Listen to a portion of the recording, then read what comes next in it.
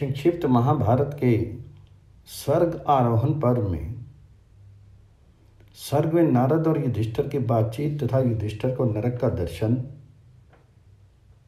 इंद्र और धर्म का युधिष्ठिर को सांत्वना देना तथा युधिष्ठिर का शीर त्याग करके दिव्य लोक को जाना। नारायणं नमस्कृत्य नरं चैव नरोत्तमं देवीं सरस्वतीं व्यासं ततो जयमुदीरयेत्। अर्थात अंतर्यामी नारायण स्वरूप भगवान श्री कृष्ण, उनके नित्य सखा नर स्वरूप नर रत्न अर्जुन, उनकी लीला प्रकट करने वाली भक्ति सरस्वती और उनके वक्ता महर्षि वेद व्यास को नमस्कार करके आसुरी संपत्तियों पर विजय प्राप्ति पूर्वक अंतःकरण को शुद्ध करने वाले महाभारत ग्रंथ का पाठ करना चाहिए। जन्मेजय ने पूछा, मुने, मेरे परपिता में पांडव जब स्वर्ग में पहुंच गए तो उन्हें और धृतराष्ट्र के पुत्रों को किस किस स्थान की प्राप्ति हुई? तो वैशंपायन जी ने कहा, राजन, तुम्हारे परपिता में धर्मराज युधिष्ठिर ने स्वर्ग में जाने के पश्चात देखा कि दुर्योधन स्वर्गीय शोभा से संपन्न होकर देवता और साध्यगणों के साथ एक दिव्य सिंहासन पर बैठकर सूर्य के समान दीप्यमान हो रहा है। उसका ऐसा आश्चर्य देखकर युधिष्ठिर सहसा पीछे को लौट पड़े और उच्च स्वर से कहने लगे, देवताओं, जिसके कारण हमने अपने समस्त सुहृदों और बंधुओं का युद्ध में संहार कर डाला तथा जिसकी प्रेरणा से निरंतर धर्म का आचरण करने वाली हमारी पत्नी पांचाल राजकुमारी द्रौपदी को भरी सभा में गुरुजनों के सामने घसीटा गया, ऐसे दुर्योधन के साथ मैं स्वर्गलोक में नहीं रहना चाहता। ये सुनकर नारद जी हंस पड़े और बोले, महाबाहो, स्वर्ग में आने पर मृत्यु लोक का वैर विरोध नहीं रहता, अतः तुम्हें महाराज दुर्योधन के विषय में ऐसी बात कदापि नहीं कहनी चाहिए। स्वर्गलोक में जितने श्रेष्ठ राजा हैं वे और समस्त देवता भी यहाँ राजा दुर्योधन का विशेष सम्मान करते हैं। यह सत्य है कि इन्होंने सदा ही तुम लोगों को कष्ट पहुँचाया है, तथापि युद्ध में अपने शीर की आहुति देकर ये वीर लोक को प्राप्त हुए हैं। अतः द्रौपदी को इनके द्वारा जो क्लेश प्राप्त हुआ है उसे भूल जाओ और इनके साथ न्यायपूर्वक मिलो। यह स्वर्गलोक है, यहाँ आने पर पहले का वैर नहीं रहता। तो नारद जी के ऐसा कहने पर राजा युधिष्ठिर ने पूछा, ब्राह्मण, जो महान व्रतधारी महात्मा सत्य प्रतीक विश्वविख्यात वीर और सत्यवादी थे, उन मेरे भाइयों को कौन से लोक प्राप्त हुए? उन्हें मैं देखना चाहता हूँ। सत्य पर दृढ़ रहने वाले कुंती पुत्र महात्मा कर्ण को, धृष्टद्युम्न को, सात्विकी को तथा धृष्टद्युम्न के पुत्रों को भी मुझे देखने की इच्छा है। इसके सिवा जो जो राजा क्षत्रिय धर्म के अनुसार युद्ध में शस्त्रों द्वारा मारे गए हैं वे इस समय कहाँ हैं? उनका तो यहाँ दर्शन ही नहीं हो रहा है। राजा विराट, द्रुपद, धृष्टकेतु, पांचाल राजकुमार, शिखंडी, द्रौपदी के पांचों पुत्र तथा दुर्धर्ष वीर अभिमन्यु से भी मैं मिलना चाहता हूँ। अब युधिष्ठिर ने देवताओं से कहा, देवगण, यहाँ युद्धामन्यु और उत्तमौजा ये दोनों भाई क्यों नहीं दिखाई देते? जिन जिन महारथी राजाओं और राजकुमारों ने समर अग्नि में अपने शीर की आहुति दी है, जो मेरे लिए युद्ध में मारे गए हैं, वह सिंह के समान प्रकर्मी वीर कहाँ हैं? क्या उन महापुरुषों ने भी इस लोक पर अधिकार प्राप्त किया है? यदि वे सब महारथी भी इस लोक में आए हों तब तो मैं उन महात्माओं के साथ यहीं रहूँगा, परंतु यदि उनको ये शुभ और अक्षय लोक नहीं प्राप्त हुआ है तो मैं अपने उन भाइयों के बिना यहाँ सुख से नहीं रह सकता। युद्ध के बाद जब मैं अपने मृत संबंधियों को जलांजलि दे रहा था, उससे मेरी माता कुंती ने कहा था, बेटा, कर्ण को भी जलांजलि देना। माता की ये बात सुनकर जब मुझे मालूम हुआ कि महात्मा कर्ण मेरे ही भाई थे, तब से मुझे उनके लिए बड़ा दुख होता है। ये सोचकर तो मैं और भी पश्चाताप करता रहता हूँ कि महामना कर्ण के दोनों चरणों को माता कुंती के चरणों के समान देखकर भी मैं क्यों नहीं उनका अनुगामी हो गया। यदि कर्ण हमारे साथ होते तो हमें इंद्र भी युद्ध में परास्त नहीं कर सकते थे। वे सूर्यनंदन कर्ण इस समय जहाँ कहीं भी हों, मैं उनका दर्शन करना चाहता हूँ। अपने प्राणों से भी प्रिय भीमसेन, अर्जुन, नकुल, सहदेव और धर्मपरायणा द्रौपदी को भी देखना चाहता हूँ। यहाँ रहने की मेरी तनिक भी इच्छा नहीं है। ये मैं आप लोगों से सच्ची बात बता रहा हूँ। भला भाइयों से लग रहकर मुझे स्वर्ग से क्या लेना है? जहाँ मेरे भाई हैं वहीं मेरे लिए स्वर्ग है। मैं इस लोक का स्वर्ग नहीं मानता। देवताओं ने कहा, राजन, यदि उन्हीं लोगों से तुम्हारी श्रद्धा है तो चलो, विलंब मत करो। हम लोग देवराज की आज्ञा से हर तरह से तुम्हारा प्रिय करना चाहते हैं। यूँ कहकर देवताओं ने देवदूत को आज्ञा दी, तुम युधिष्ठिर को इनके सहृदय का दर्शन कराओ। तत्पश्चात राजा युधिष्ठिर और देवदूत दोनों साथ साथ उस स्थान की ओर चले जहाँ पुरुष श्रेष्ठ भीमसेन आदि थे। आगे आगे देवदूत जा रहा था और पीछे पीछे राजा युधिष्ठिर। दोनों एक ऐसे मार्ग पर पहुंचे जो बहुत ही खराब था। उस पर चलना कठिन हो रहा था। पापाचारी पुरुष ही उस रास्ते से आते जाते थे। वहाँ सब ओर घोर अंधकार छा रहा था। चारों ओर से बदबू आ रही थी। इधर उधर सड़े हुए मुर्दे दिखाई देते थे। जहाँ तहाँ बाल और हड्डियाँ पड़ी हुई थी। लोहे की चोंच वाले कौवे और गीध मंडरा रहे थे। सुई के समान चुभते हुए मुखों वाले पर्ताकार प्रेत सब ओर घूम रहे थे। उन प्रेतों में से किसी के शीर से मेद और रुद्र बहते थे। किसी के बाहु, उरु, पेट और हाथ पैर कटके थे। धर्मात्मा राजा युधिष्ठिर बहुत चिंतित होकर उसी मार्ग के बीच में होकर निकले। उन्हें देखा वहां खोलते हुए पानी से भरी हुई एक नदी बह रही है, जिसको पार जाना बहुत ही कठिन है। दूसरी ओर तीखे छुरे से पत्तों से परिपूर्ण असीपत्र नामक वन है। कहीं गरम गरम बालू बिछी है तो कहीं तपाए हुए लोहे की बड़ी बड़ी चट्टानें रखी हुई हैं। सब और लोहे के कलछों में तेल खुलाया जा रहा है। यत्र तत्र पैने कांटों से भरे हुए सेमल के वृक्ष हैं, जिनको हाथ से छूना भी कठिन है। इन सब के अलावे वहाँ पापियों को जो बड़ी बड़ी यातनाएं दी जा रही थी, उन पर भी युधिष्ठिर की दृष्टि पड़ी। वहाँ की दुर्गंध से तंग आकर उन्हें देवदूत से पूछा, भाई, ऐसे मार्ग पर हम लोगों को अभी कितनी दूर और चलना है तथा मेरे भ्राता कहाँ हैं? तो धर्मराज की बात सुनकर देवदूत लौट पड़ा और बोला, बस यहीं तक आपको आना था। महाराज, देवताओं ने मुझसे कहा है कि जब युधिष्ठिर थक जाएं तो उन्हें वापस लौट लाना। अतः मैं आपको लौटा ले चलता हूँ। यदि आप थक गए हों तो मेरे साथ आइए। युधिष्ठिर उस बदबू से विकल हो रहे थे, इसलिए घबराकर उन्होंने लौटने का ही निश्चय किया। वह ज्यों ही उस स्थान से लौटने लगे, त्यों ही उनके कानों में चारों ओर से दुखी जीवों की यह दयनीय पुकार सुन पड़ी, धर्मनंदन, हम लोगों पर कृपा करके थोड़ी देर यहाँ ठहर जाइए। आपके आते ही परम पवित्र सुगंधित हवा चलने लगी है। इससे हमें बड़ा सुख मिल रहा है। कुंती नंदन, आज बहुत दिनों के बाद आपका दर्शन पाकर हम लोगों को बड़ा आनंद मिल रहा है। अतः क्षण भर और ठहर जाइए। आपके रहने से यहाँ की यात्रा हमें कष्ट नहीं पहुँचाती। इस प्रकार वहाँ कष्ट पाने वाले दुखी जीवों के भांति भांति के दीन वचन सुनकर युधिष्ठिर को बड़ी दया आई। उनके मुँह से सहसा निकल पड़ा, हो, इन बेचारों को बड़ा कष्ट है। यूँ कहकर वह वहीं ठहर गए। फिर पूर्ववत दुखी जीवों का आर्तनाद सुनाई देने लगा, किंतु वे पहचान नहीं सके कि ये किन के वचन हैं। जब किसी तरह उनका परिचय समझ में नहीं आया तो युधिष्ठिर ने उन दुखी जीवों को संबोधित करके पूछा, आप लोग कौन हैं और यहाँ किस लिए रहते हैं?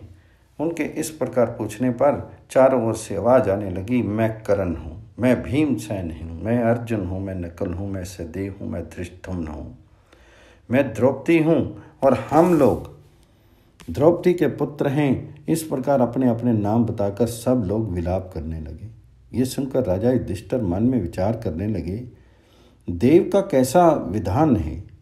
मेरे महात्मा भाई भीमसेन आदि कर्ण द्रौपदी के पुत्र तथा स्वयं द्रौपदी ने भी ऐसा कौन सा पाप किया था जिसके कारण इन्हें इस दुर्गंधपूर्ण भयानक स्थान में रहना पड़ रहा है। ये सभी पुण्य आत्मा थे। जहाँ तक मैं जानता हूँ इन्होंने कोई पाप नहीं किया था।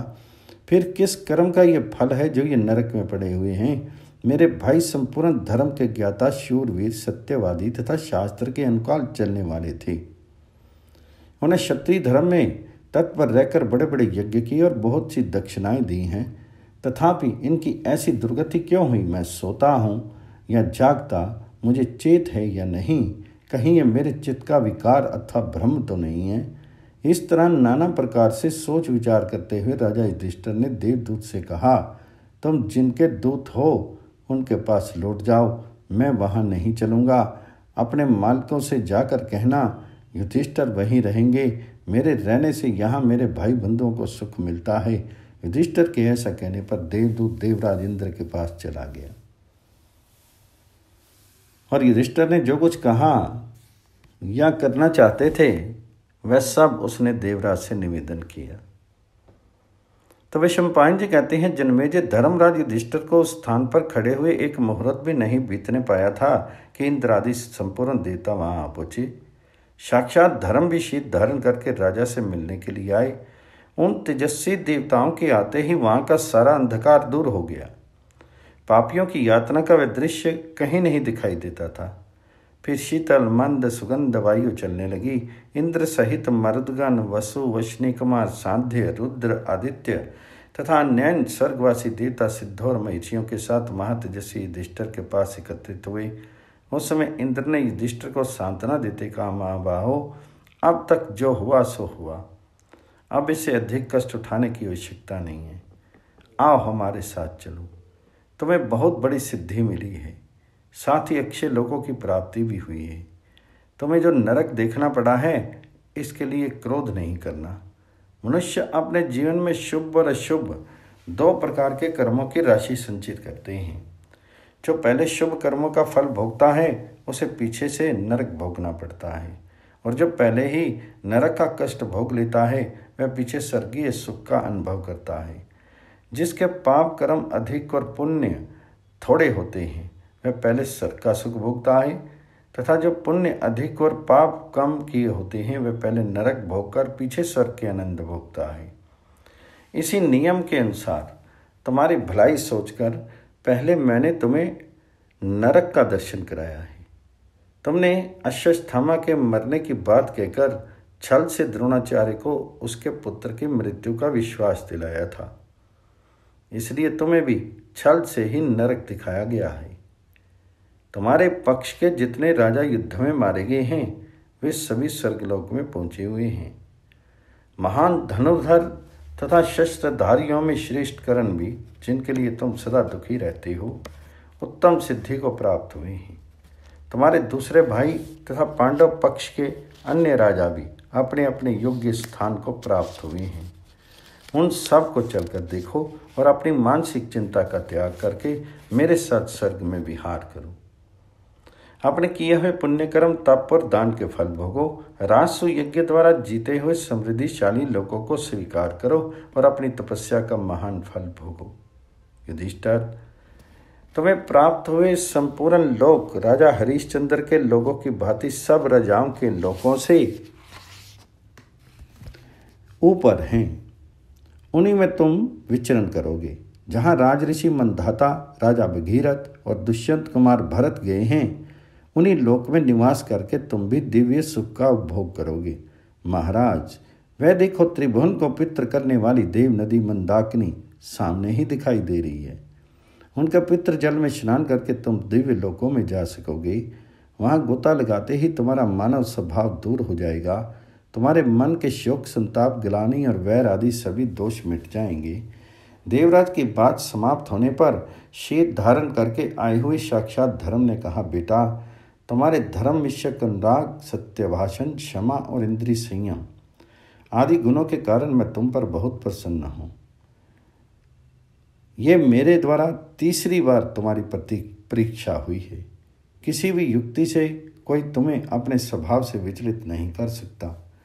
द्वैतवन में अग्नि काष्ठ का अपहरण करने के पश्चात जब यक्ष के रूप में मैंने तुमसे कई प्रश्न किए थे, वह तुम्हारी पहली परीक्षा थी।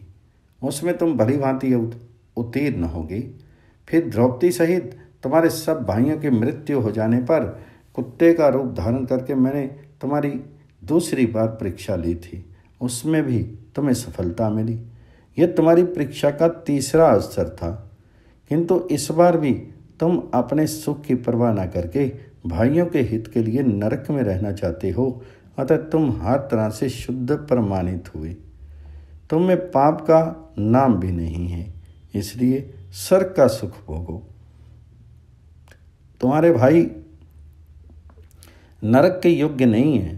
तुमने जो उन्हें नरक भोगते देखा है वह देवराज इंद्र द्वारा प्रकट की हुई माया थी। अर्जुन, भीम, नकुल, सदेव और सत्यवादी शूरवीर कर्ण तथा राजकुमारी द्रौपदी, इनमें से कोई भी नरक में जाने योग्य नहीं है। भरतश्रेष्ठ, आओ अब मेरे साथ चलकर त्रिलोक गामिनी गंगा जी का दर्शन करो। जन्मेजय, धर्म के युग कहने पर तुम्हारे पूर्व पिता में राज ऋषि युधिष्ठिर ने धर्म तथा समस्त स्वर्गवासी देवताओं के साथ जाकर मुनि जन वंदित परम पावन देव नदी गंगा जी में स्नान किया। स्नान करते ही उन्होंने मानव शरीर का त्याग करके दिव्य देह धारण कर ली। उनके हृदय का शोक, संताप और वैर भाव जाता रहा। तत्पश्चात वे देवताओं से घिरकर महर्षियों से स्तुति सुनते हुए धर्म के साथ साथ उस स्थान को गए जहाँ उनके चारों भाई पांडव और धृतराष्ट्र के पुत्र क्रोध त्याग कर आनंदपूर्वक निवास करते थे। वह शम्पायन जी कहते हैं, राजन, तदंतर देवताओं, ऋषियों और मरुदगणों के मुख से अपनी प्रशंसा सुनते राजा युधिष्ठिर क्रमशः उस स्थान पर जा पहुंचे जहाँ कुरुश्रेष्ठ भीमसेन आदि विराजमान थे। वह भगवान जी का परम धाम था। वहां जाकर उन्हें देखा कि भगवान श्री कृष्ण अपना ब्रह्म विग्रह धारण किए विराजमान हैं। उनका स्वरूप अपने पूर्व विग्रह के ही समान है। अतः पहले की देखी हुई समानताओं के कारण वह अनायास ही पहचाने जा रहे हैं। उनकी श्री विग्रह से दिव्य ज्योति छिटक रही है। चक्र आदि भयंकर दिव्य अस्त्र देवताओं के से शीत धारण करके सेवा में उपस्थित हैं। अत्यंत तेजस्वी वीरवर अर्जुन भगवान जी की आराधना में लगे हुए हैं। देव पूजित भगवान श्री कृष्ण और अर्जुन ने भी युधिष्ठिर को उपस्थित देखकर उनका यथावत सम्मान किया। इसके बाद दूसरी ओर दृष्टि डालने पर युधिष्ठिर ने शस्त्रधारियों में श्रेष्ठ कर्ण को 12 आदित्यों के समान तेजों में स्वरूप धारण किए विराजमान देखा। दूसरे स्थान में भीमसेन दिखाई पड़े, जो पहले के ही समान शीत धारण किए मूर्तिमान वायु देवता के पास बैठे थे। उनके चारों ओर मर्दगण दिखाई दे रहे थे और उनका दिव्य विग्रह उत्तम कांति में दीप्यमान हो रहा था। उन्हें भी बड़ी भारी सिद्धि प्राप्त हुई थी। नकुल और सहदेव अश्विनी कुमारों के साथ बैठे थे। वे दोनों भाई अपने दिव्य तेज से उद्दीप्त दिखाई पड़ते थे। तत्पश्चात देवराज इंद्र ने कहा, युधिष्ठिर, ये जो लोक कमनीय विग्रह से युक्त पवित्र गंध वाली देवी दिखाई दे रही है, साक्षात भक्ति लक्ष्मी है। यही तुम्हारे लिए मनुष्य लोक में जाकर अयोनि संभूता द्रौपदी के रूप में अवतीर्ण हुई थी। स्वयं भगवान शंकर ने तुम लोगों की प्रसन्नता के लिए इन्हें प्रकट किया था और इन्होंने ही द्रुपद के कुल में जन्म धारण करके तुम लोगों की सेवा की थी। इधर ये अग्नि के समान तेजस्वी 5 गंधर्व दिखाई दे रहे हैं, जो तुम लोगों के तेज से उत्पन्न हुए द्रौपदी के 5 पुत्र थे। इन परम बुद्धिमान गंधर्वराज धृतराष्ट्र का दर्शन करो। ये ही तुम्हारे पिता के बड़े भाई थे। वह देखो, तुम्हारे बड़े भाई कर्ण सूर्य के साथ जा रहे हैं। उस और वृष्णि, अंधक और भोजवंश के सात्विकी और महारथियों तथा महाबली वीरों को देखो।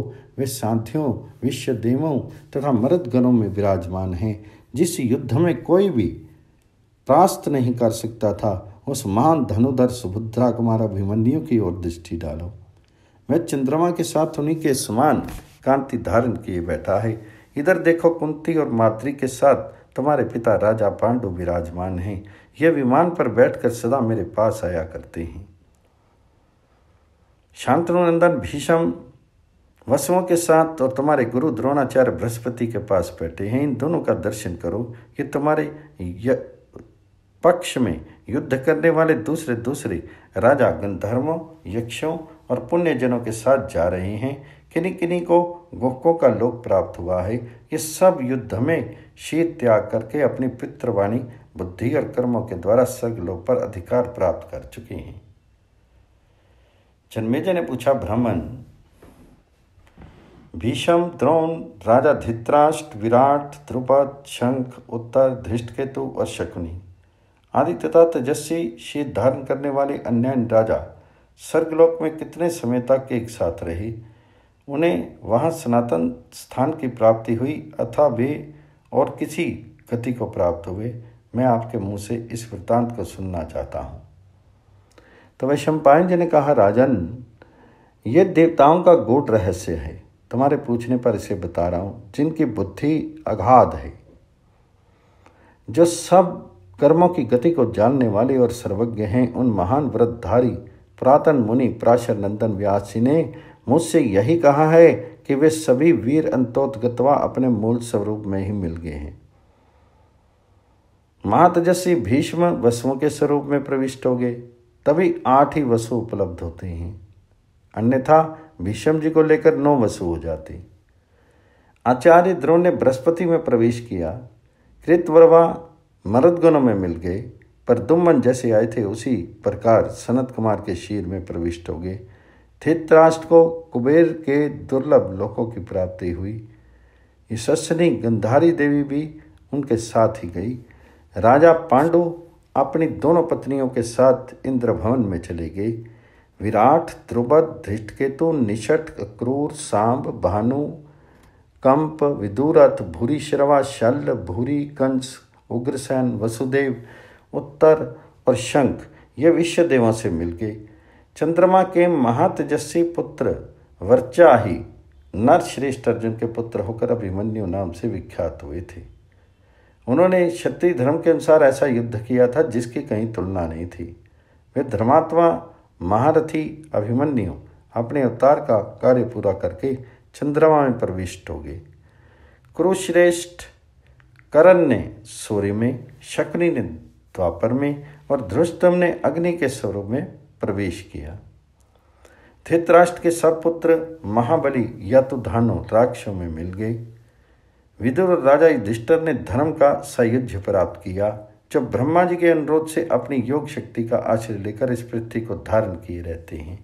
वे भगवान अनंत बलराम जी रसातल में चले गए, जो सनातन देवादिदेव नारायण के नाम से प्रसिद्ध हैं। उन्हीं के अंश से भगवान श्री कृष्ण का अवतार हुआ था। अवतार का प्रयोजन पूर्ण कर लेने पर वे भी अपने मूल स्वरूप में स्थित हो गए। श्री कृष्ण की 16,000 स्त्रियां अवसर पाकर सरस्वती नदी में कूद पड़ी और अपना भौतिक शरीर त्याग करके अप्सराओं के रूप में भगवान जी की सेवा में उपस्थित हो गई। इस प्रकार महाभारत युद्ध में मरे हुए वीर महारथी अपनी अपनी योग्यता के अनुसार देवताओं और यक्षों में मिल गए। कोई इंद्र के भवन में पहुंचा, कोई कुबेर के। कितने ही महापुरुष वरुण लोक को प्राप्त हुए। जन्मेजय, इस प्रकार कौरव और पांडवों का सारा चरित्र मैंने तुम्हें विस्तार के साथ सुना दिया। सौती कहते हैं द्विजरो, महाराज जन्मेजय अपने यज्ञ में वैशंपायन जी के मुख से इस प्रकार महाभारत इतिहास सुनकर बड़े विस्मित हुए। तदंतर यज्ञ कराने वाले ब्राह्मणों ने शेष कार्य पूरा करके उस यज्ञ को समाप्त किया। सर्पों को संकट से छुड़ाकर आस्तिक मुनि को भी बड़ी प्रसन्नता हुई। राजा ने यज्ञ कर्म में सम्मिलित हुए समस्त ब्राह्मणों को पर्याप्त दक्षिणा देकर संतुष्ट किया तथा वे ब्राह्मण भी राजा से यथोचित सम्मान पाकर अपने अपने घर चले गए। उन्हें विदा करके राजा भी तक्षशिला से हस्तिनापुर को चले गए। इस प्रकार जन्मेजय के सर्प यज्ञ में व्यास जी की आज्ञा से मुनिवर वैशंपायन जी ने जो इतिहास सुनाया था उसका मैंने आप लोगों के समक्ष वर्णन किया। ये पुण्यमय इतिहास बड़ा ही पितरोत्तम है। सत्यवादी, सर्वज्ञ, विधि विधान के ज्ञाता, धर्मज्ञ, साधु, इंद्रिय संयमी, शुद्ध, तप के प्रभाव से पितृ अंतःकरण वाले, सांख्य एवं योग के विद्वान तथा अनेकों शास्त्रों के पारदर्शी मुनिवर व्यास जी ने दिव्य दृष्टि से देखकर महात्मा पांडवों तथा अन्य तेजस्वी राजाओं की कीर्ति का प्रसार करने के लिए इस इतिहास की रचना की है। जो विद्वान प्रत्येक पर्व पर इसे दूसरों को सुनाता है उसके सारे पाप धुल जाते हैं। वह स्वर्ग पर अधिकार तथा ब्रह्म भाव को प्राप्त होने की योग्यता हासिल कर लेता है। श्री कृष्ण द्वैपायन द्वारा प्रकट होने के कारण ये उपाख्यान कार्षण वेद के नाम से प्रसिद्ध है। जो एकाग्रचित होकर इस संपूर्ण ग्रंथ का श्रवण करता है उसके ब्रह्म हत्या आदि करोड़ों पापों का नाश हो जाता है। जो श्राद्ध कर्म में ब्राह्मणों को महाभारत का थोड़ा सा अंश भी सुना देता है उसका दिया हुआ अन्न पान अक्षय होकर पितरों को प्राप्त होता है। मनुष्य अपनी इंद्रियों अथवा मन से दिन भर में जो पाप करता है वह सायंकाल की संध्या के समय महाभारत का पाठ करने से छूट जाता है, और रात्रि के समय उससे जो पाप हो जाते हैं उससे प्रातःकाल की संध्या के समय महाभारत का पाठ करने पर छुटकारा मिल जाता है। इस ग्रंथ में भरतवंशियों के महान जन्म क्रम का वर्णन है, इसलिए इसे महाभारत कहते हैं। महान और भारी होने के कारण भी इसका नाम महाभारत हुआ है। जो महाभारत की व्युत्पत्ति को समझ लेता है वह सब पापों से मुक्त हो जाता है। वेद विद्या के महासागर एवं 18 पुराणों के निर्माता महर्षि वेदव्यास की सिंह गर्जना सुनो। वे कहते हैं 18 पुराण संपूर्ण धर्मशास्त्र और 6 अंगों सहित 4 वेद एक और केवल महाभारत दूसरी ओर, ये अकेला ही उन सब के बराबर है। मुनिवर भगवान श्री कृष्ण द्वैपायन ने 3 वर्षों में समस्त महाभारत को पूर्ण किया था।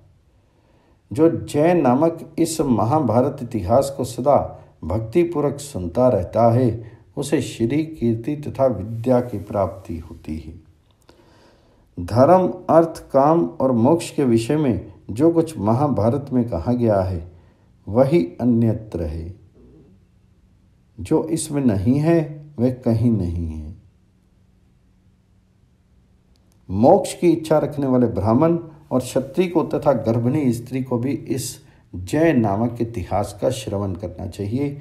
महाभारत का श्रवण या पाठ करने वाला मनुष्य यदि स्वर्ग की इच्छा करे तो उसे स्वर्ग मिलता है, और युद्ध में विजय पाना चाहे तो विजय मिलती है। इस प्रकार गर्भिणी स्त्री को महाभारत के श्रवण से सुयोग्य पुत्र या सौभाग्यशाली कन्या की प्राप्ति होती है। नित्य मुक्त स्वरूप भगवान श्री कृष्ण द्वैपायन ने धर्म की कामना से इस भारत संदर्भ की रचना की है। पहले उन्होंने 60 लाख श्लोकों की महाभारत संहिता बनाई थी। उनमें से 30 लाख श्लोकों की संहिता का देवलोक में प्रचार हुआ। 15 लाख की दूसरी संहिता पितृलोक में प्रज्वलित हुई। 14 लाख श्लोकों की तीसरी संहिता का यक्ष लोकों में आदर हुआ तथा 1 लाख श्लोकों की चौथी संहिता मनुष्य लोक में प्रतिष्ठित हुई। देवताओं को देवऋषि नारद ने, पितरों को असित देवल ने, यक्ष और राक्षसों को शुकदेव जी ने और मनुष्यों को वैशंपायन जी ने पहले महाभारत संहिता सुनाई है।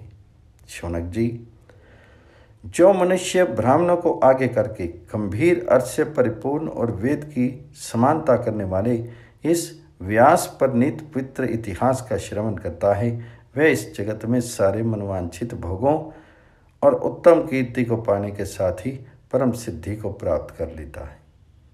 इस विषय में मुझे तनिक भी संदेह नहीं है।